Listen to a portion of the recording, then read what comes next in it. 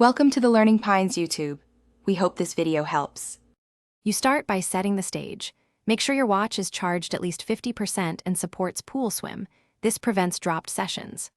Once done, open the workout app and select pool swim. Set the pool length in meters or yards so lap counting is accurate. Put the watch on snug, not loose, and remove any bulky case.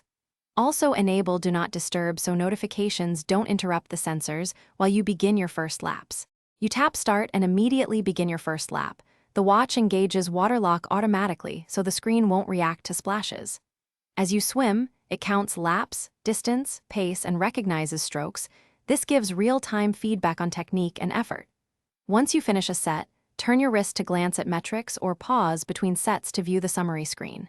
Make sure to breathe consistently. Good breathing keeps stroke detection and pace readings steady. You complete your final lap and then turn the digital crown to unlock the screen. Swipe to end and save the workout so data uploads properly. Once synced to your iPhone, review splits, stroke type, and heart rate charts to see what to improve. If laps or strokes look incorrect, first confirm the pool length setting and that the band was snug. If problems persist, recalibrate with a known distance set. This fixes most tracking errors quickly.